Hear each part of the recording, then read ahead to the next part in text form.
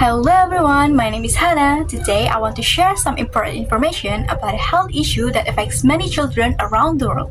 Yup, that's stunting. Specifically, I'll be focusing on stunting in children under 2 years old in Indonesia and then critical role that a mother education play in this. My presentation is based on research from the article titled Stunting Among Children Under 2 Years in Indonesia, Does Maternal Education Matter? By Laksono et al. This article was published in PLOS ONE in July 2022. The researchers did a deep dive into how a mother's education is connected to stunting using data from the 2017 Indonesia Nutritional Status Monitoring Survey. So, what is stunting and how does a mother education level influence it? Let's get into it. Stunting happens when children are shorter than expected for their age because of long-term poor nutrition and infection during the first 100 days of life. The World Health Organization uses height for age as an important indicator to evaluate children's growth. Stunting is irreversible and has long-term association on individuals and society. It's more than just being short. It can have long-term effect on their brain development, their ability to learn, and their overall health. Stunting can even increase the risk of getting sick later in life, like diabetes. Globally, stunting impacts over 162 million kids under 5. According to World Health Organization, the stunting prevalence in Indonesia from 2005 to 2017 was 36.5%.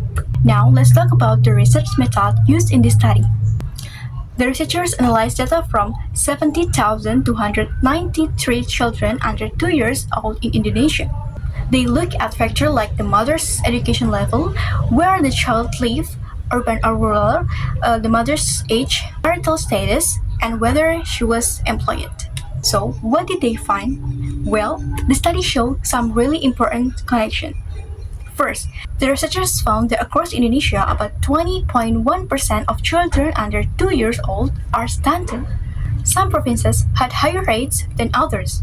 For example, Bali had a rate of 13.6%, while Central Kalimantan had a rate of 30.1%. The big finding was the link between maternal education and stunting. The study showed that mothers with lower level of education were more likely to have stunted children. Mothers with only primary school education or less were 1.587 times more likely to have stunted children. And then mothers with a junior high school education were 1.430 times more likely. And mothers with a senior high school education were 1.230 times more likely compared to mothers with a college education. The study also found that stunting was more common in rural areas and among children whose mothers were unemployed. According to the article, this finding aligned with other studies. Education is a critical factor that affects parenting for children. A study analyzed data on 85,932 children aged 6 to 59 months in Vietnam and found that there was no maternal education among children 6 to 23 months. So, as the research shows, maternal education plays a really significant role in a child's health and well-being. The study concluded that the maternal education level was associated with stunting children under 2 years old in Indonesia. The lower the mother's level of education, the higher the chance of mothers having stunted children under 2 years. In conclusion, we've seen how maternal education is strongly connected to stunting in Indonesia. This means that empowering women through education is not just good for them, it's an investment for the health and the future of their children and the entire country. By supporting and improving maternal education, we can make a real difference in the fight against stunting. I hope this presentation has shed light on this important issue. Thank you for listening and let's work together to ensure that every child has opportunity to grow and thrive.